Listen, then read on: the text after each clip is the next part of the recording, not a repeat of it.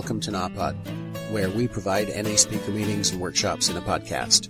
We are an ad-free podcast, and if you enjoy listening, please help us to be self-supporting by visiting napod.xyz, look for the donate link, and drop $1 or $2 in the virtual basket. If you're also in AA or have friends that are, please tell them about our other podcast, Sobercast. Sobercast features AA speakers and workshops in the same format as NAPOD. We upload a new speaker every day, and it's easy to subscribe by searching for Sobercast, that's 2 words, on any podcast player app, or go to Sobercast.com. Enjoy the podcast, and thanks for listening.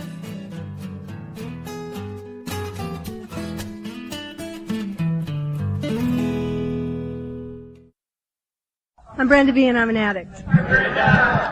Can you hear me? Yeah. All the way back? Yeah. Okay. Yeah, my name is Brenda B, and I'm a drug addict. And I want to welcome the newcomers. If you're here for your first, second, or third meeting of Narcotics Anonymous, hope you hear something that keeps you coming back. And if you're just back from a relapse, welcome home. There's, no shame in relapsing. The shame is in not coming back. And so, welcome home. And, gosh, I've had a challenging week.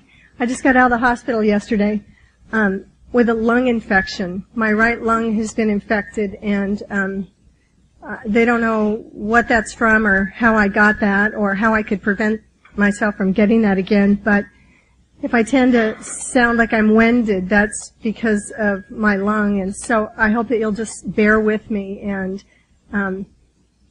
I'll share at my own pace tonight.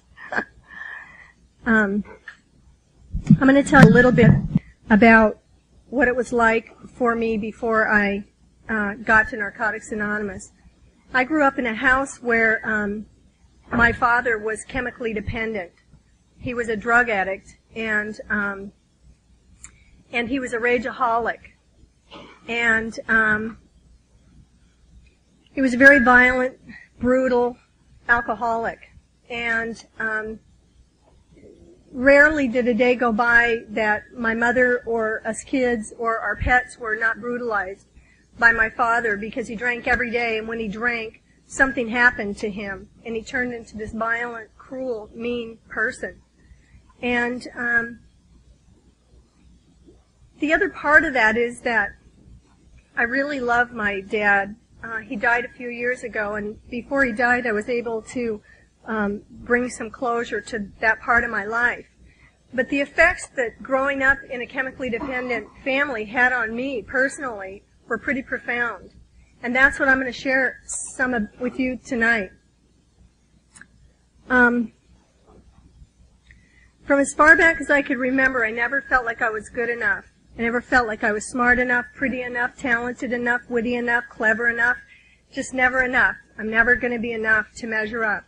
And and there were some things that happened in that house that gave me some beliefs about myself.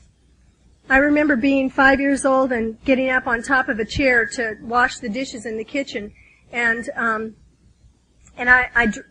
the glasses were slippery. They were glass glasses, and they were slippery, and they would slip out of my hands and crash down into the floor and break. And my father, who was drunk in the bedroom, would hear those glasses break in the kitchen floor, and he would come charging out of that bedroom, and he would say, "Who broke that goddamn glass?" Now, I'm all of 5 years old. I'm so little that I got to stand on a chair to get these dishes washed. But in my head, I already am an odds player. I play the odds.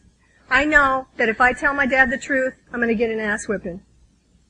I know that if I lie and get caught, I'm going to get a leather strap. I'm going to get an ass whipping. I know that if I'm really sneaky and I lie and I get away with it, then maybe, just maybe, I'll get away and stay safe and keep myself from being hurt. And so early in my life, one of the primary themes was set that I learned how to be sneaky, I learned how to be dishonest, and for me it was a matter of personal safety. It was a matter of keeping myself safe. And I continued that theme in my life for the rest of my life. I still can be sneaky today, although today it's like a red flag that pops up and I get to like take a look at what is it that I'm really trying to be dishonest about here. Because they go hand in hand for me. Anytime I find myself trying to be sneaky about something or trying to hide something from you guys or other people in my life, it's because there's something I'm being dishonest about. When I really am self-disclosing and open in my life, I don't have to worry about being sneaky. My life just unfolds.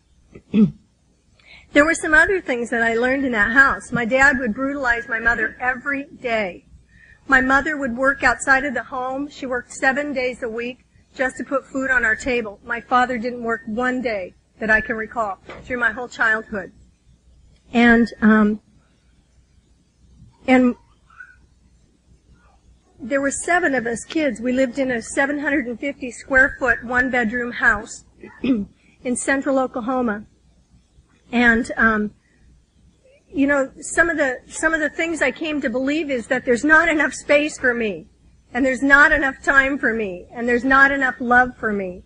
There was never enough of my mom to go around for all of us kids. I was the 4th of 6 daughters, and so I had 3 older sisters, and I had 2 sisters younger than me, and then my parents had a little boy. I believe that if the boy had been born much sooner, that my parents probably would have stopped reproducing. And I believe that I got a lot of messages about myself being a girl, that somehow I didn't measure up. Like there were other messages I got there too. I was told, I heard my dad tell my mom repeatedly that women are whores, and women are sluts, and women are bitches. And I remember when my body started to change and I started to go through puberty, I remember thinking, oh my God, it's happening. Up until that time in my life, I did everything I could to try and be a boy. I climbed trees, I built forts, I played baseball, I could run faster than anybody. I mean, I just like tried so hard. I wore jeans, I had a boy's haircut, I just tried so hard to be a boy. Because boys, in the environment I grew up in, boys were valued. My dad wanted a son more than he wanted anything. And I'm telling you, by the time he got his 4th daughter, he really wanted a son. He really did not want a little girl. And so I believed that things were already set for me to be devalued in my life right from the gate. Just being born and being female, I believed that I already had been devalued. And when I started to go through puberty and my body began to change, I was so uncomfortable with the changes because now I'm becoming a woman. And you all know that women are sluts and whores and bitches. And there was no way out of it. There was no way for me to get out of that. And so what happened for me was I picked up and started using. And I made a very important discovery. I discovered that if you put enough drugs into your body on a regular basis, you can go from feeling like nothing to feeling like you're almost okay most of the time. And if you've been a nothing all your life and you find something that makes you feel like you're almost, it's like being king of the hill. You know? It's like being top of the rock. And so I found something that made me feel like I was almost okay. I could almost be the life of the party. I could almost be the prettiest girl at the dance. I could almost be witty, and I could almost be whatever I wanted to be if you put enough drugs into my body. And the first time I ever used drugs was 1965, and I continued to use drugs until September 14th, 1981. I first started trying to clean up in the summer of 1976. And in the summer of 1976, when you went to get treatment for chemical dependency, what they treated you for was alcoholism. And in the summer of 1976, when I went to get treatment for alcoholism, nobody asked me about other drugs in my life. We had moved to the projects of Seattle when I was 10 years old from a farm in Oklahoma, and talk about a displaced kid. I didn't fit in anywhere. And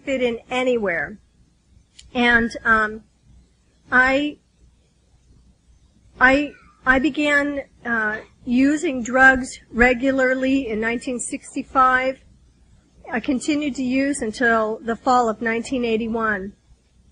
By that time, I had three kids that were living at home with me. I had 4 kids that were living at home with me. I had 2 biological kids that were 13 and 11, and 2 stepchildren that were a little bit younger than that. I was getting loaded on a regular basis in the fall of 1981 with my 2 teenagers, with the 13-year-old and the 11-year-old. Those kids smoked pot with me from the time they were old enough to pick up a roach out of the ashtray. And and I didn't have any idea that I was an abusive mother. I thought that the lifestyle I was in was inevitable, that these kids were going to get into it sooner or later, and how could it not be good for them to learn from me how to do it right. And my entire life was centered and focused around the finding and getting ways to use, the means to use. In September of 1981, I went to a party in the projects in Seattle. I went to a biker party, and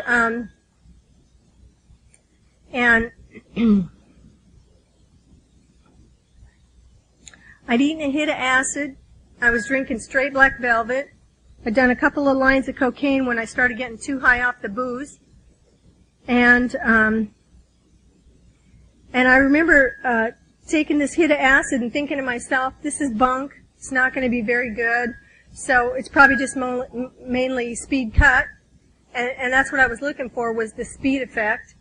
And so I took that and I headed over to this party, and as I was coming up off of I-5 onto the Burien Freeway, I started peeking on that acid, and this freeway on-ramp sort of came up like a dragon's head and was looking at me, and I was tripping, I'll tell you.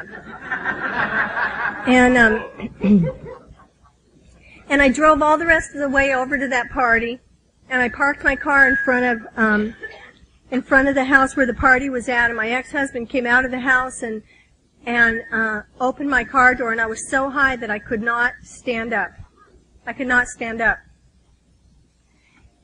He was so freaked out because I was so high that he took my car keys away from me. And I don't know how you guys are, but you get me behind a fifth of black velvet and take my car keys away, and you're ready, the fight's on, okay? The fight is on. And so I went on into the party and was trying to fight with everybody. Not a good attitude to be in, especially if you're in a biker party. And so my ex-husband was trying to sort of keep me safe from myself, protect me from myself. So he came over and told me that I had to leave the party. He had to tell me that he didn't need me there, that I was a troublemaker, that he needed me to get out. And so I don't know what your last day loaded was like, but my last day loaded, I got thrown out of a biker party, okay?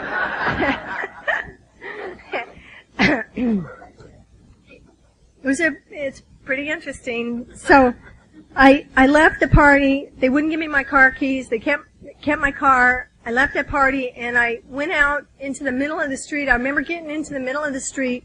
I remember lining myself up on the white line down the middle of the road, and I remember thinking to myself, if I just stay on this white line, it's going to take me wherever I need to go. And I walked into my last blackout.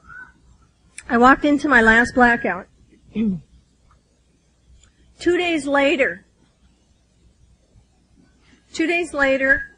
they found me in the BlackBerry stickers off of Pacific Highway South, out by SeaTac Airport.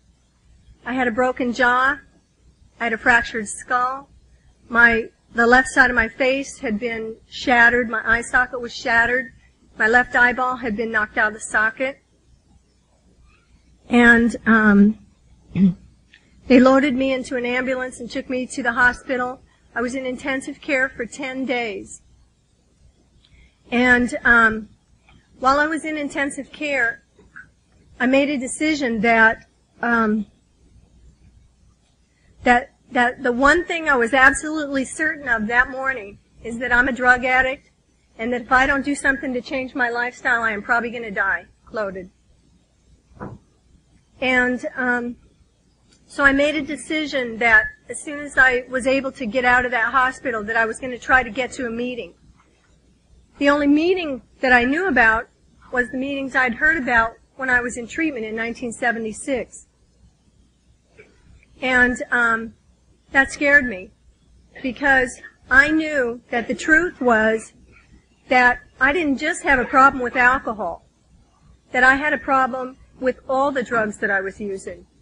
And that was the truth for me. And so, you know what happened for me, you guys, was laying in that hospital bed in intensive care, I made a phone call to the 24-hour line for Alcoholics Anonymous. And this is my story, so I can say that.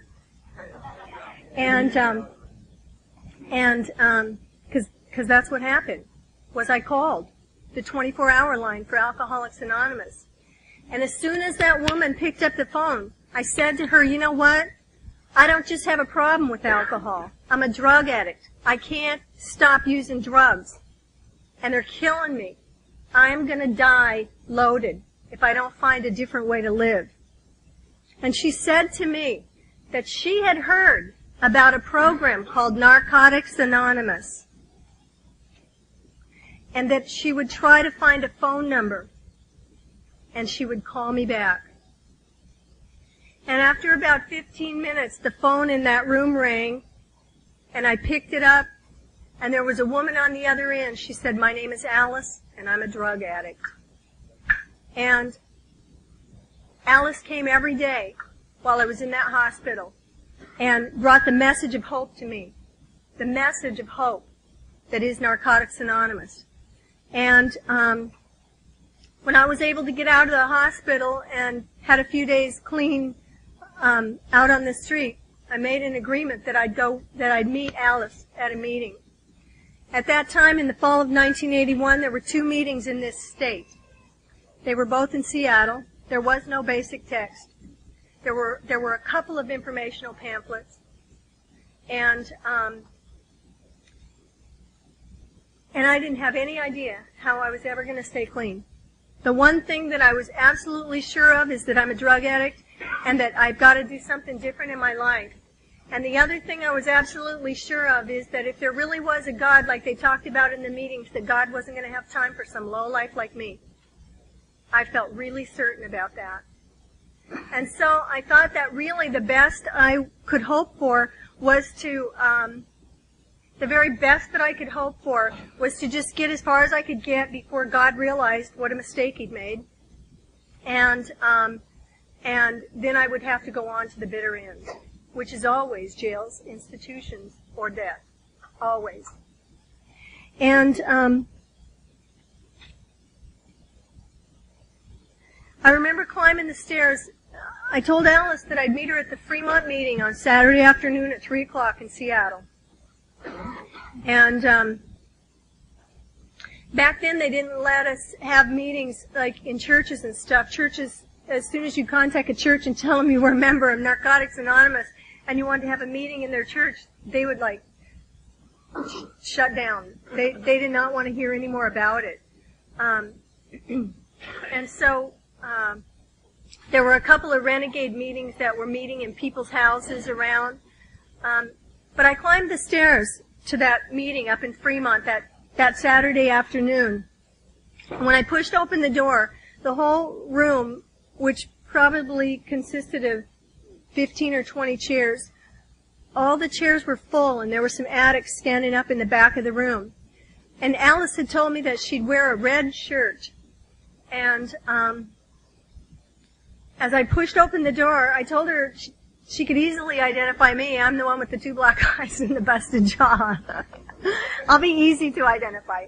And as soon as I pushed open the door, a woman in the back with a red shirt on jumped up, and she came forward. And she knew that I'd just gotten out of the hospital and that I was too sick to stand up all the way through the meeting. She told me later that she had threatened those guys that if they didn't leave that chair empty for the newcomers, she was going to kill them.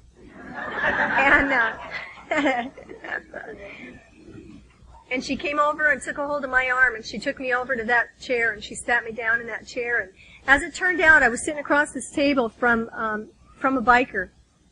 And this guy was, I knew that this guy had been down the road a time or two. He had tats all up and down. He had time dots where he'd done time in the penitentiary, and he had teardrops tattooed on his face. And I knew that he'd been riding hard for a long time. And after a while, this drug addict that was across the table from me started talking. He started sharing about his experience in Narcotics Anonymous. And I remember I had so much shame and humiliation and degradation that I could not look anybody in this room in the eye. But as that drug addict was sitting across from me talking, I felt compelled to pull my face up and look into his eyes. And I think it was the tone of his voice. There was a tone to his voice that I had never heard before. And it sounded, what he was saying sounded authentic. And I felt like there was really something that this guy had. And I remember pulling my face up and looking that drug addict in the eye. And I remember for the first time, I looked in the eyes of a clean drug addict and seeing the light. And I had never seen the light in the eyes of any of the drug addicts I'd ever used with, ever. And I remember looking in that drug addict's eyes, seeing the light, and thinking to myself, you know what? I don't know what this guy's got, but I want a piece of the action. I want a piece of this.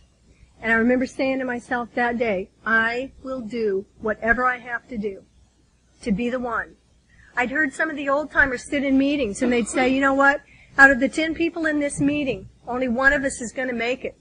And I remember thinking, well, you guys are fucked. Hey, you guys, I'm sorry, but I'm going to be the one. I'm the one. And I didn't like it when they said that, because I wanted everybody in there to make it, But they said it, and they said that stuff a lot. And I just, every time they said it, and every time I heard it, I became more and more determined that I was going to be the one. I actually have come to find out that I'm kind of a rare breed in Narcotics Anonymous. And by that, what I mean is that since my first day in a Narcotics Anonymous meeting, I have never used again. Never have used again. So, the message about that is not that there's something wrong with people who relapse. I think it takes whatever it takes for every one of us. And for me, once I heard the message, there was no looking back for me. And I think that the message that I get to carry to newcomers is not a message about relapse, but a message that, you know what? Relapse is not a prerequisite for long-term recovery. You can come to Narcotics Anonymous and stay clean from the gate. And the way that you do that is you do not pick up and use no matter what happens. No matter what. Now I'm going to tell you a little bit about what the ensuing 19 and a half years have been like. I did not have a clue what recovery held for me. If I had, I probably never would have got my 30-day tip, and that's the truth. Because I just would have been overwhelmed. I would not have had any idea that I could ever have made it through some of the stuff that I'd made it through.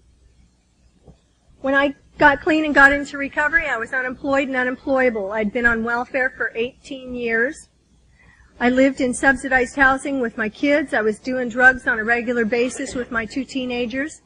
My 4th marriage was on its way down the tubes.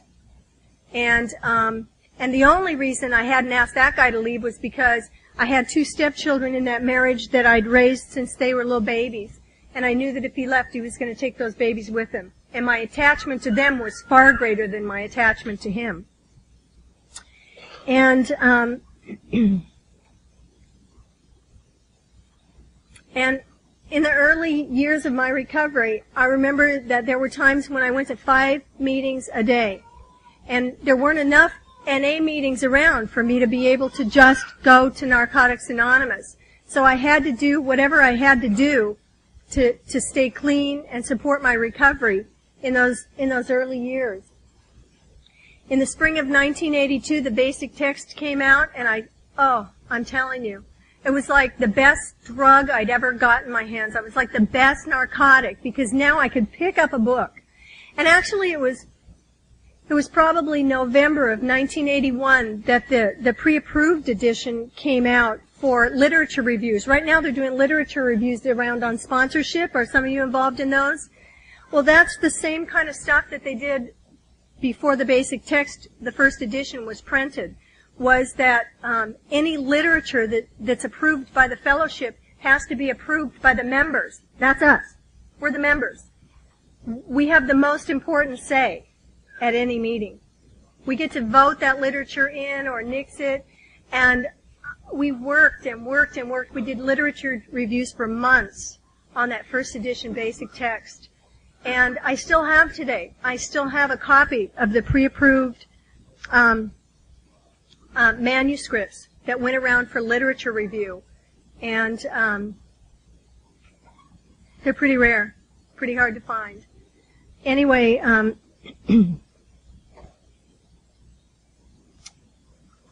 you know, the first thing I can tell you about my recovery was that everything back there felt overwhelming. I was the parent of teenage kids, didn't have a clue how to parent. Not a clue. I didn't even have a clue how to do life. My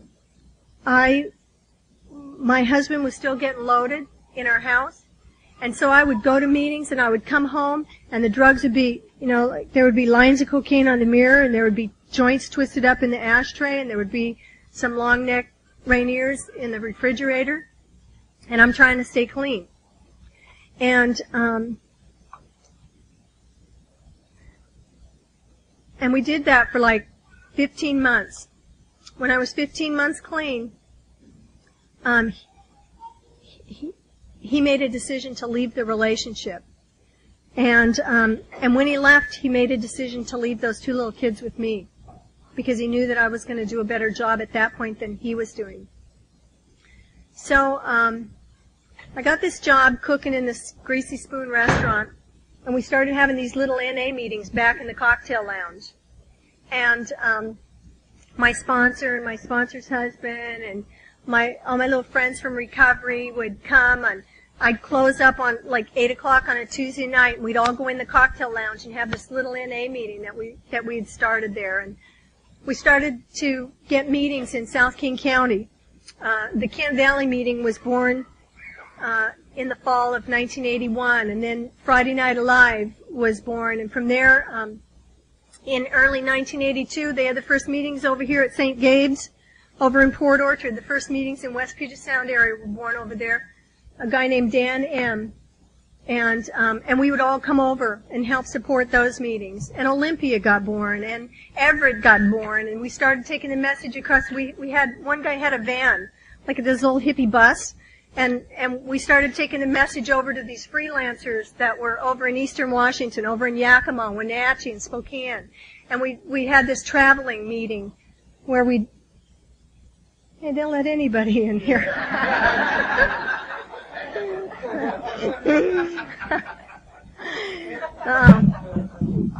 They're cute, but, you know.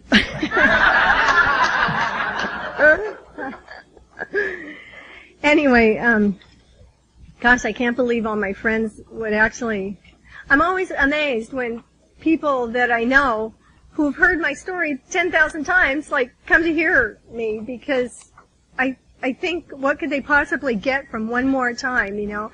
And like, that's the part of my thinking that is my disease. That's the part of me that, no matter what, finds it really hard to believe that people would just come to support me because they love me. You know, that people would really come to support me because they value me as a person. And I feel some sadness even as I say that.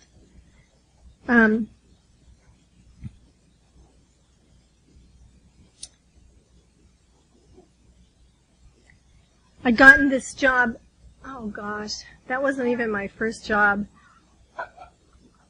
I'll tell you, there's this line in the basic text that says social acceptability does not equal recovery. In my case, that was not true. And while social acceptability does not equal recovery, it certainly is a first step for many of us. And I was like one of those where, like, the first step was to become socially acceptable. Just to be able to show up and know how to behave appropriately in meetings was a first step for me in my recovery. And I actually had a hard time with that. I lied a little earlier and told you my first job was in this restaurant cooking, but that was actually job number 2. Job number 1, my sponsor had told me, she was kind of, talking to me about, geez, we are self-supporting through our own contributions, Brenda, and I think 18 years on welfare is a little much. Like, maybe it's time, darling. And so she started encouraging me to go find a job. And we talked about that. I went up to the farm and I sat down and we talked about, well, what could I do? And she said, well, you do really okay with these kids. Maybe you could work in a daycare. I said, Lou, I hate kids. Okay? I hate them. I especially hate the ones that live at my house. Okay? So that's not going to work for me. So then she said, well, you're a really good housekeeper. Have you thought about, like, maybe you could be like, Molly Maids or, like one of those. And,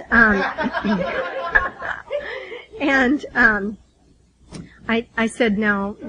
I hate cleaning house.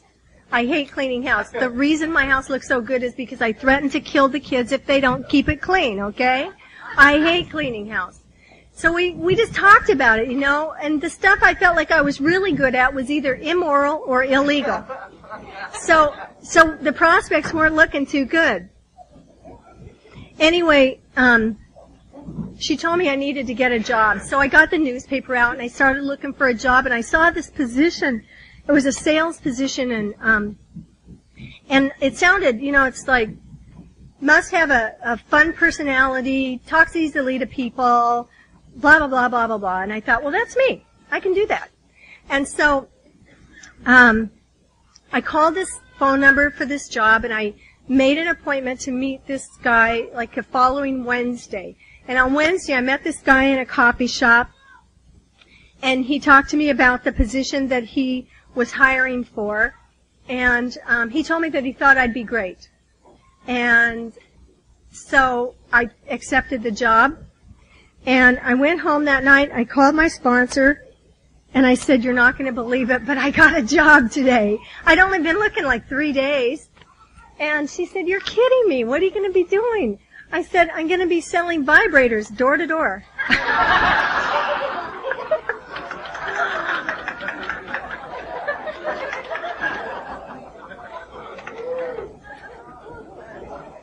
And I had every intention of getting off welfare and getting out of that subsidized housing besides. And some of you that were around back then, boy, they gave me a hard time in meetings. I am telling you. I had this bumper sticker on the back. I had this 66 Dodge Dart, one of those old slant 6 engines. These things run forever. All you got to do is put gas and oil in them. They run till the wheels fall off. This car was so rusted out that I got hit in the parking lot at Kmart, and the rear quarter panel just kind of crumbled up and fell out. It didn't even dent. It just crumbled up because it was so rusted. I stopped at a traffic light in downtown Kent, down on Central, and my son fell through the floorboard. And I had to cut this piece of plywood to put in the floor back there so my kids could not fall through.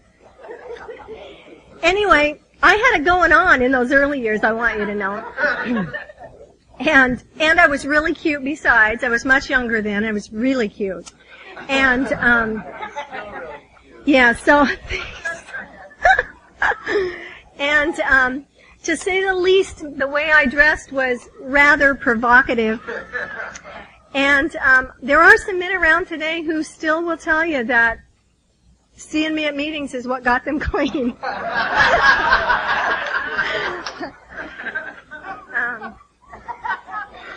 I'm thinking it probably wasn't my message of recovery either. Anyway, so, like, I went on this mission selling these vibrators at meetings and stuff, and you know how today,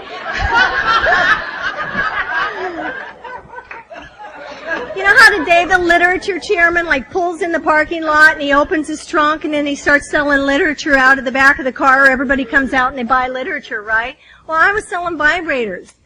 And, and my sponsor kept saying things to me like, Brenda, do you think that this job is conducive to a spiritual way of life? And I would say things like, Lou, I got this one that is definitely conducive to a spiritual way of life. I mean, this is like spiritual.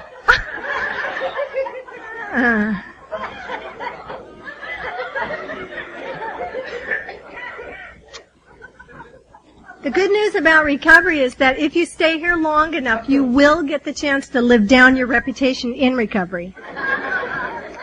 You really will get to live your reputation down in recovery if you stay clean long enough and you don't use no matter what. Because I guarantee you that sooner or later you're going to get to the place in recovery where it feels like everybody's talking about you and your shit. And if you have the courage to not use no matter what, you will survive it. And you'll be a better person on the other side. And you know what? So will they. They will too. They'll get their growth out of that. So, I don't remember how long I did that job, but eventually I decided that it probably was not conducive to a spiritual way of life. Just because I was having a hard time hanging on to my serenity in meetings with all these fools dogging me about it all the time.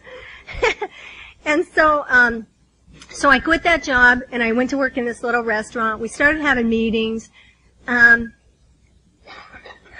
Life began to change. I made a decision that I probably was never going to get ahead in my life if I didn't get an education. And so I went back down. I got laid off at the job is what happened. I had to go back down and apply for public assistance. And I don't know how you guys are, but for me that felt like a real step backward in recovery. I felt like I was really going backward instead of forward. And I thought that there was really something wrong with me. And there's a guy in this room. Now, when I was in my third year of recovery, this guy saved my life. He saved my life literally. Not just saved me by helping me stay clean, but he literally saved my life. I'd gotten laid off from that job. I had to go back down and apply for public assistance. I felt like I was going backward in my recovery instead of forward. And I was so depressed that I could not get out of the house. I could not get out of the house. And I'd been in this depression for about a month. And, it's like one of those depressions where you sleep until noon, you keep all the drapes are all closed and the phone's like off the hook so nobody can call, and you don't answer the door, and at 1 o'clock you find yourself sitting in front of the TV watching Jerry Springer. And you haven't done any of your personal grooming stuff, so your teeth feel like they have those little sweaters crocheted on them. Yeah, that kind of stuff. And it doesn't matter because you're not going to go anywhere, right? It doesn't matter that there's dishes that have been in the sink for 3 weeks and that they got green stuff growing on them now. None of that mattered because I could not get myself out of it.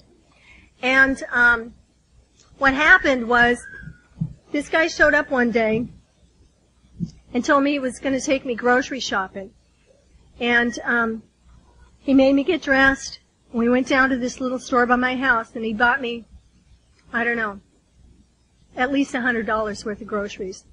And we took those groceries back to my house, and the next morning, when I got up, I felt even more depressed because now, not only am I going backward in recovery, but now I owe somebody in recovery $100. And I was sure that if he didn't let me pay him back, he was probably going to want to take it out some other way. Because those were the kind of guys I hung with before I got here. Gas, grass, or ass. Nobody rides for free. And I didn't want to have to pay. I didn't want to have to pay. And although he hadn't mentioned that ever. And you know, what happened that morning in my third year of recovery was that about 8 o'clock somebody knocked on my door, and it was a member of Narcotics Anonymous. And that drug addict showed up, and I'm like looking through the peephole, and it's like, oh, great. I open the door, and it's like, yeah, what do you want?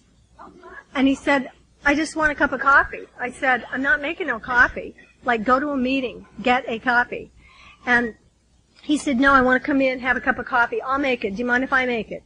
I said, no, you know. So, like, he came in, and I was feeling resentful, just hateful. And so I just sat on the couch in my pajamas where I'd been for 3 weeks. And he, like, proceeded to clean all the dishes up in my kitchen sink and wash all the mold down the sink. And he cleaned the coffee pot, and he made a pot of coffee for himself. And about 9 o'clock, there was a knock on the door. And I look out the peephole, and there's 2 more drug addicts, a guy and a girl. And they're standing on my front door. And I opened the door, and I said, did he call you guys? And they said, who? And I said, and they peeked in the kitchen and said, no, we just been worried about you. You haven't been at meetings. See, back then, the meetings were so small. If one person disappeared for one meeting, everybody knew. And if you disappeared for one meeting, they came looking for you. And they'd been coming looking for me, you know. They'd come like trying to peek in my sliding glass doors, and I had them draped shut as hard as I could so they couldn't see in there, you know. They'll not find me. Anyway, those 2 came in, and the guy in the kitchen said, oh, you guys want a cup of coffee? And I'm thinking, it ain't even his house. He's like being the host, you know. So he invites these other 2 drug addicts in. Now there's 3 of them, and they're all sitting at my dining room table, and they're drinking coffee, and they're smoking cigarettes. They decide to get a game of dominoes going. So they're playing dominoes at my dining room table. Knock, knock, knock. There's a knock at the door. I look out the peephole. There's another drug addict standing out there. I opened him up. I said, get your own cup. I'm not even talking to you about it. By 2 in the afternoon, I had a poker party going at my dining room table, all clean and sober recovering drug addicts, all members of Narcotics Anonymous. And you know what? They were not going to leave until I told them that I would go with them to a meeting. They were not going to leave. And I remember sitting there on that couch, and I was like defiantly hanging on to that resentment, you know? Like, oh, you bastards, you don't even, I can't even sit here and be fucked up by myself, you know? Like, you just have to come over here and find me. And I remember like sitting on my couch watching these guys. They were laughing and drinking their coffee, and you know what? It was like somebody turned a light on. It was like the light came on, and I realized that what was happening was that God was saving me from myself when I was incapable of rescuing myself. That God, and I hadn't even sought God. I hadn't even been able to talk to God because my despair had been so profound. And you know what? Even though I couldn't reach out to God, God still saved my life that day. And that was a turning point for me. And I got back to a meeting that night, and the next day I got to a meeting, and I went back to doing 90 meetings in 90 days. And I got back on track. And within a short period of time, I realized that being on welfare was a blessing from some power greater than myself. Because you know what? Being on public assistance allowed me to qualify for loans and grants that I never could have gotten if I was still working. And I was able to get loans and grants, and I was able to go to college. And DSHS, they'd sent me to pipe fitters school back in the 70s. And I got my certification, you know, as a plumber and a pipe fitter. And so when I told them I wanted to go back to school to go into chemical dependency counseling, they said, you know, we already paid for you to go to school. We already paid. And but I had this guy from DVR that really believed in me, and he really believed in my recovery, and he really thought that I was going to be able to do what I said I was going to do, which was stay clean and make something out of myself. And so that guy advocated for me, And DSHS came forward and said that they would pay for a year of college. So I took 2 years to get a certificate, and in order to do it in a year's time, I really had to just kick ass and take names later, you know. And I did it. I had to challenge courses. I had to, when you challenge the course, that means you do all the coursework, including the midterm and the finals, all the paperwork that has to go in without ever actually attending the class. So I pushed myself. My kids were getting a little older. They were 16 and 14 by then. They were more capable of taking care of themselves. And I challenged myself, and I finished that 2-year certificate in a year with a 4.0 and graduated with honors. And I have, from that day to this day, I have never applied for a job in my field. The day I graduated, a friend of mine who was in recovery and was running a little agency down in Kent called me and asked me if I would like to go to work for him. I told him that I would, and so I started my first job in 1987. And so I got in on the beginning of that, and from that job, I went to work at King County Assessment Center doing ADATS assessments. I stayed there for 13 years. And a couple of years ago, I was approached by my manager and asked if I would consider a position as the involuntary commitment specialist for drug addicts in King County. And that's what I do today, is I put drug addicts in treatment. And sometimes I put them in treatment against their will. And I take it very seriously when I'm out there depriving people of their civil rights.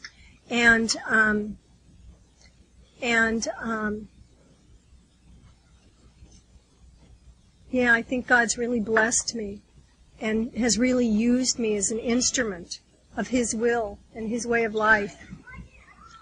I had a really hard time getting the 12 steps and getting the whole recovery concept when I got here. It seemed like all my attention was focused on just trying to take care of the kids, go to school, keep the house, do the dishes, all of that stuff. It was just overwhelming. I felt like I was on overwhelm all the time. And I had a really hard time trying to get any understanding of how the steps worked and how recovery itself worked. And my sponsor used to tell me little stories, and then from that I used to have experiences, and I began to see that this was like a story that was unfolding, this story of my recovery. And there was a lot of work to be done in those early years because Narcotics Anonymous truly was being born in the state of Washington.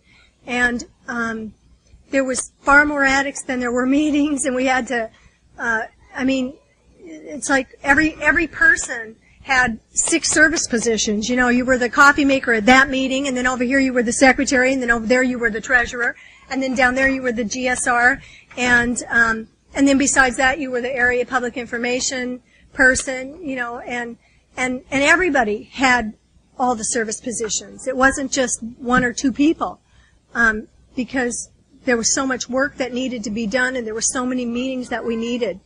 I'll never forget the day when we got to the day where there were enough meetings of Narcotics Anonymous in the greater Puget Sound area that I could go to 1 meeting of Narcotics Anonymous every day. It was like a miracle had happened. That was like the payoff for all those, all that dedicated service work. And,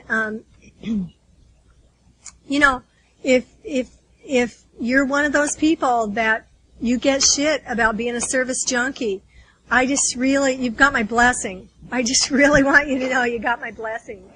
And, if you're one of those people who has been given the gift of recovery and you're not giving back through service, I hope that you'll take a look at that. What's that about for you?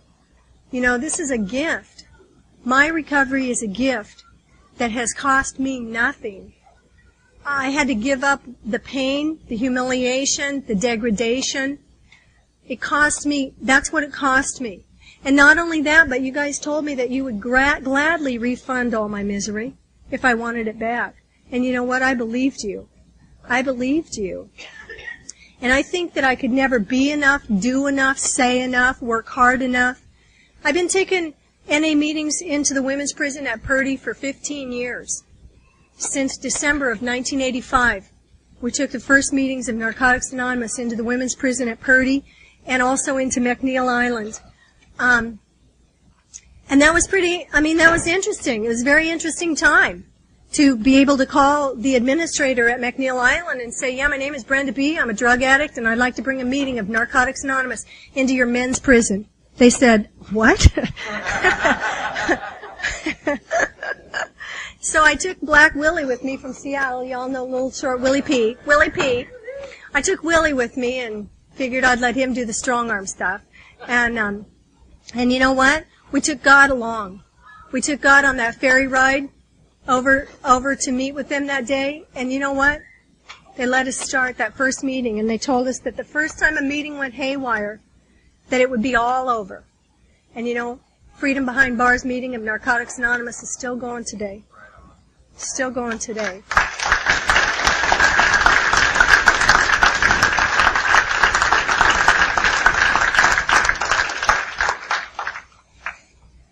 When I was about, 4 or 5 years clean, I'd already become a grandmother. I've been a grandmother almost 15 years now. And my oldest grandson was about 5 years old, I think, and I took him to, I'd made so many mistakes. I mean, from selling vibrators out of the trunks of my car to God knows what, you know. I just felt like I was an example of, like I was a bad example of recovery. That's what I believed about myself. I was not one of those people who came here and in 90 days got it all together, got the job, the house, the car, got the old man back. You know, I was not one of those people. It took me years to get out of that 63 Dodge Dart with the plywood in the back. And you know, when I was about, from 5 to 8 years clean, it was a very difficult time for me because I'd been around long enough to create a reputation in recovery, but I hadn't been around long enough to live it down yet. And it was pretty devastating. And I really didn't think much of my experience, strength, and hope. Really didn't think I had much to share. And I took my oldest grandson for his birthday. He'd been asking me for, he'd been telling me that he wanted some karate instructions. He wanted to get karate classes. So I'd made this contact in Auburn for this guy, and he was a Japanese master, a black belt at karate. And I bought him this, gift for his birthday, and the first night I took him to this karate class. And it was in this old school gymnasium, and they had all these little 4 and 5-year-olds up on this school stage. And they were 4 and 5-year-olds. They were picking their butt and picking their nose, and they were being 4 and 5-year-olds. And they were so cute, and I was just loving them. And this Japanese guy seemed a little rigid to me. I thought he was actually a little anal retentive. Seemed a little rigid. But I was trying to break myself out of judgments that year, so I decided not to get too carried away with that. And I remember that he was giving these little kids, he was doing the ceremony with them where they were starting out, and he was giving them all this little white belt. And then he had this black felt pen in his hand, and he told these kids that every time they made a mistake in his class, that he would take this black felt pen and make a mark on their little white belts, so everyone would know. And I remember sitting in the audience and thinking to myself, this guy's a scumbag. He's going to, shame these little kids into performing the way that he wants them to perform. And, of course, went right off into those judgments, didn't I? See how fast that happens? And while I was continuing to be off into my head, after a while I came back, and then I heard him tell these little kids, in order to get really good at karate, you have to make a lot of mistakes, and you have to be willing, you have to have the courage to keep coming back, even when you've made a lot of mistakes. And if you keep coming back, and you keep making mistakes, and you keep learning from your mistakes, one of these days your white belt is going to be completely black, and you're going to be a master at karate. That guy didn't know there was a drug addict sitting in the audience that day. And you know what? Up until that day, I felt like when I got here, I got a white belt of recovery. And I felt like I had to keep that white belt white no matter what. And if you guys found out I was getting black marks on it, it was going to be devastating to my self-esteem. And that guy gave me permission that day to hold my little white belt of recovery up with all of the black marks I had on it and start telling you guys the truth, that I'm making mistakes. I'm making so many mistakes, you guys. I have made some huge mistakes in recovery. And you know what? I've learned from them. Some of them I've had to make over and over and over, and I've learned from them. And you know what? My little white belt is getting blacker all the time. I'm getting pretty darn good at doing this thing called recovery. I don't have it perfect, believe me, but I'm a lot better than I ever was before. And I really am. Those were the kind of stories. Those were the things that started to make sense and started to click with me. We started doing our step work. This was way before there was ever a step working guide.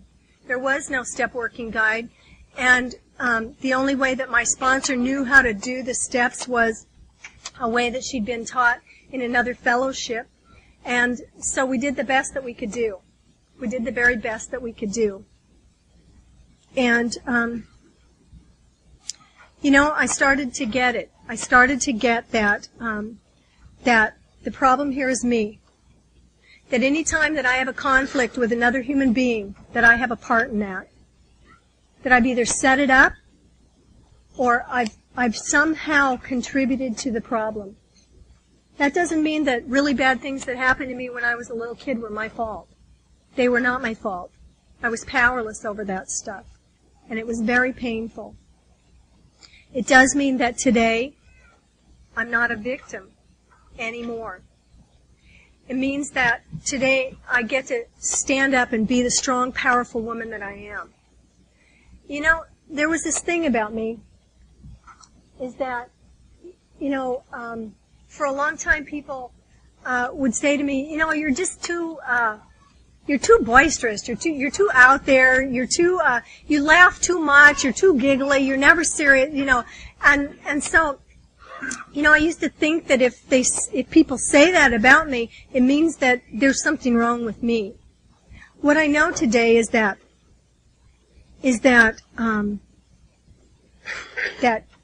who I am has to be okay with me from the inside out. That today I didn't lie to anybody, and today I wasn't sneaky with anybody. I try to the best of my ability to live the 12 steps in my life, and what that means is that on a daily basis I have to ask myself, what's my part in this? What could I have done differently? What could I have said differently? How could my attitude have been different?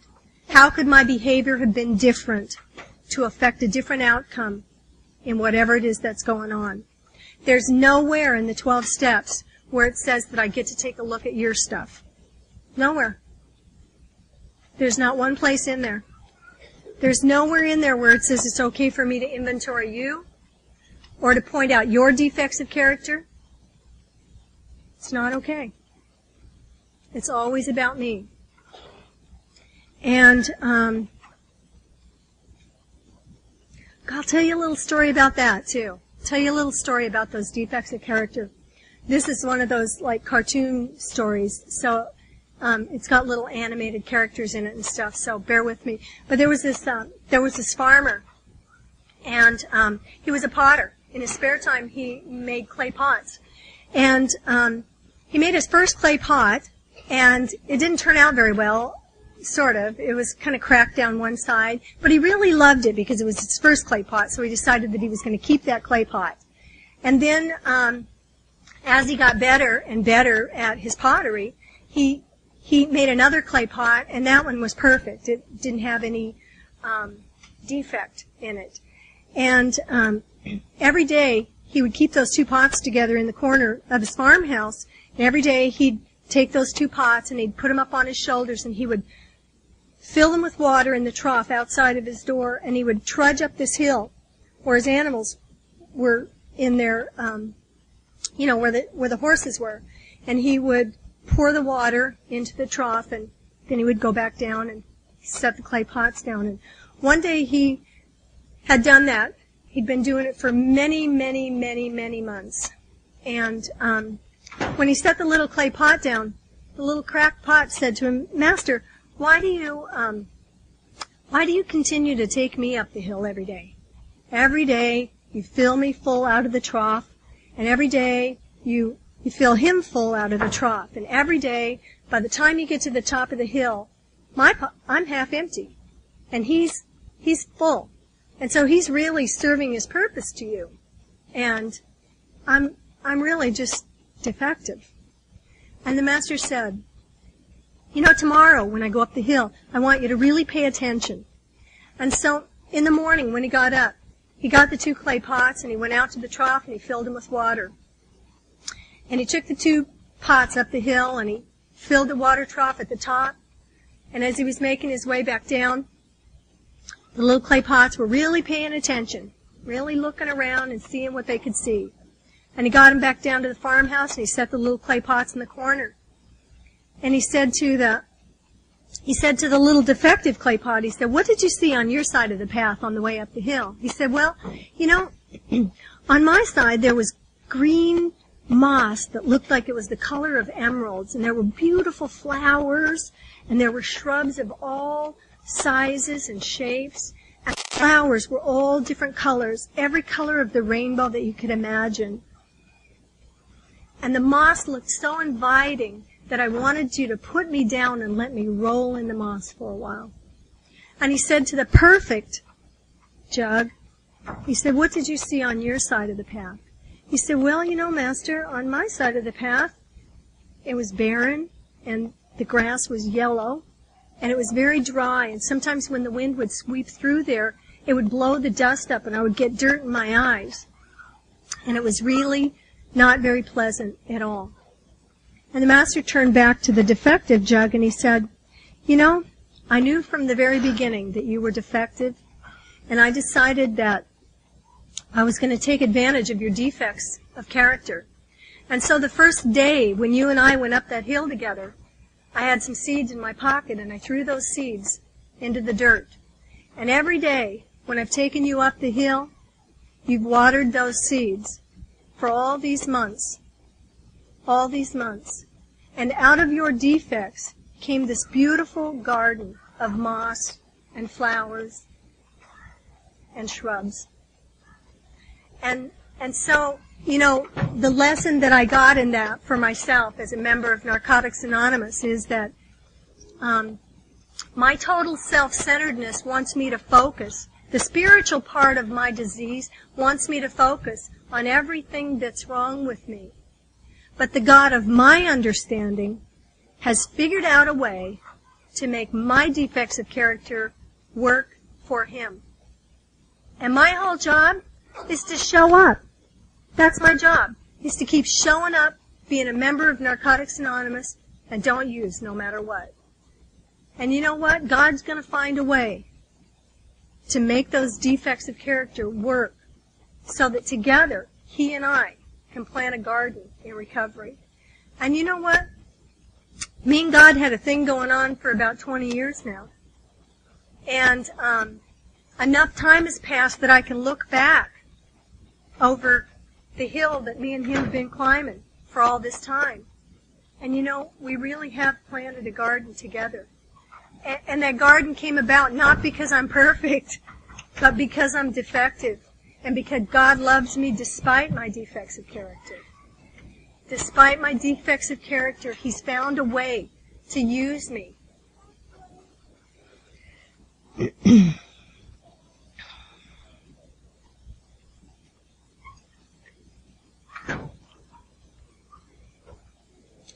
I feel really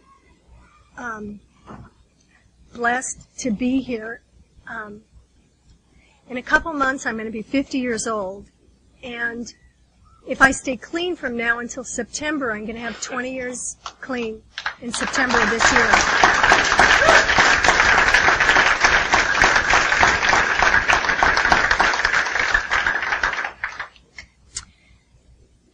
Since this has been the most difficult year of my recovery, and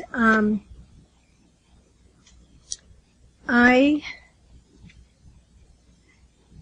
am so grateful for every day of the time I have and all of the experience, strength, and hope that I've been able to hang on to, because I think that if I hadn't been where I was in recovery, as strong as I was in recovery, I don't know if I would have made it through this year.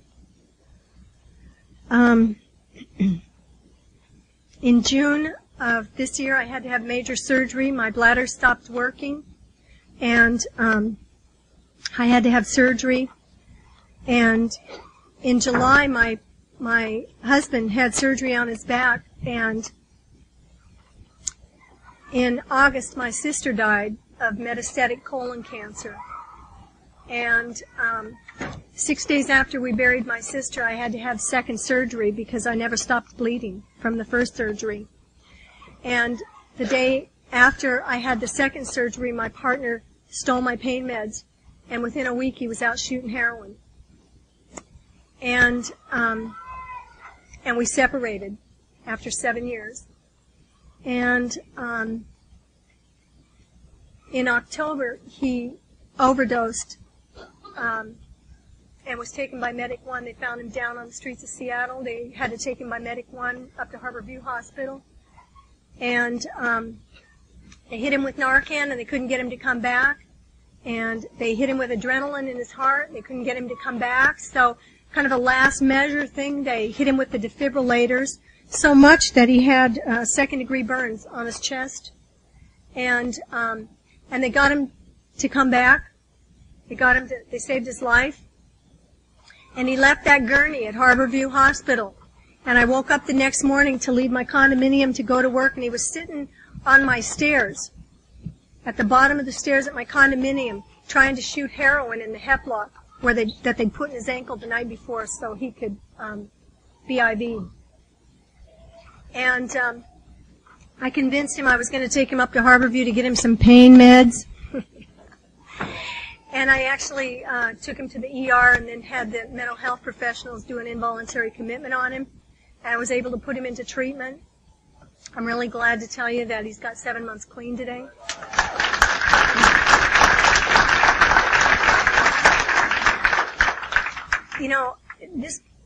This program is like not necessarily for people who deserve it, because you know what? We all deserve it. It's not a matter, I can't think of anybody that deserves it more than that guy does. And there were many, many days in these 7 years when I wished that I could have taken off some of my clean time and given it to him just to get him started. And it doesn't work like that. The way that you get it is one day at a time. And in December, I had to have a third surgery because I still had not stopped bleeding. And the 22nd of December, my mom fell down the stairs and got a severe head injury at her house. The end of January, my mom had to have the first of 2 brain surgeries. The second was in February. And it's been 9 months now since the first surgery, and I'm still bleeding, and they don't know why. And I just got out of the hospital yesterday with a lung infection in my right lung. And, gosh, I just didn't have the heart. I remember laying in that hospital Thursday and thinking to myself, I don't have the heart to call Dawn and tell her that I can't be there. And I've had 6 sponsees call me today and say, Brenda, you just need to stay home and stay in bed. And I really did feel like you know how, like, you be in bed so many days? I can only be in bed so many days, and I gotta, get up. I mean, I don't care. I'll like go naked out into the middle of the street and just like look like a crazy woman or something, but I just have to get up. That's where this was for me tonight. You know, I cannot think of any place I'd rather be than at a meeting of Narcotics Anonymous, sharing my experience, strength, and hope. And I am so honored that West Puget Sound area and the Activities Committee believed that I had a message that you guys would want to hear tonight. I'm really humbled by that. And, you know, I just think that I could never be enough or do enough or say enough. I could never do enough service work or be a good enough member to ever give back the gift that I've gotten from Narcotics Anonymous. Thanks very much for my recovery, and thank you for being here. Thanks.